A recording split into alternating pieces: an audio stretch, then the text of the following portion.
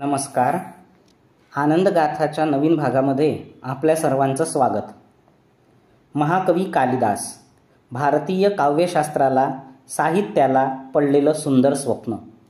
कालिदास म्हणजे सरस्वती देवीच्या कंठातील लखलखता अमूल्य पदक. संस्कृत साहित्यामध्ये कालिदासांचे एक अमूल्य व वेगळे स्थान आहे. महाकवींच्या ज्ञात साहित्यांपैकी एक काव्य मेघदूत. एका प्रियकराने आपला संदेश मेघांकरवी आपल्या प्रियसीला पाठवताना प्रियकराची भूमिका, त्याचा संदेश व संदेशवाहक मेघाला सांगितलेला आपल्या अलकानगरीचा मार्ग हा एकंदरीत या काव्याचा गाभा. हा सर्व प्रसंग ज्या ठिकाणी घडला ते ठिकाण आपल्या विदर्भातील रामगिरी अर्थात रामटेक. याच ठिकाणी कालिदासांना हे काव्य स्फुरले असे मत आहे.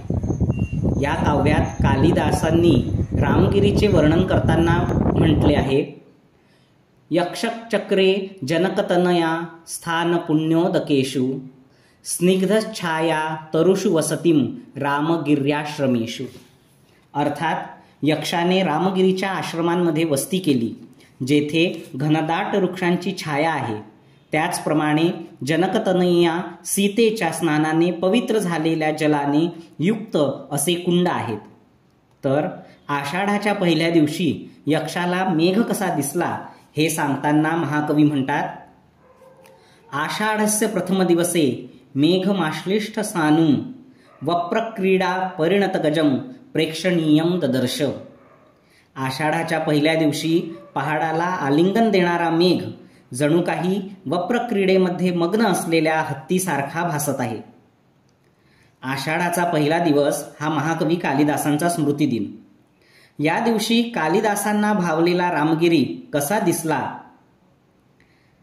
जसा दिसला तसा पाहण्यासाठी आज रामगिरी अर्थात रामटेकला भेट दिली. आजही हा रामगिरी त्याच सौंदर्याने नटलेला आहे. आजही मेघ गर्दी करून गिरीला आलिंगन देतात. कदाचित ते सुद्धा कालिदासांना आठवत नसतील ना. महाकवी कालिदास स्मारक व आषाढातील रामगिरीची क्षणचित्रे असलेला हा व्हिडिओ. रामगिरी आश्रमातील इतर वास्तूंचा आढावा पुढील भागांमध्ये घेऊयात. धन्यवाद. आनंदगाथा या चॅनलचा हा व्हिडिओ आपल्याला कसा वाटला ते नक्की कमेंट करा, लाईक करा, सबस्क्राईब करा, शेअर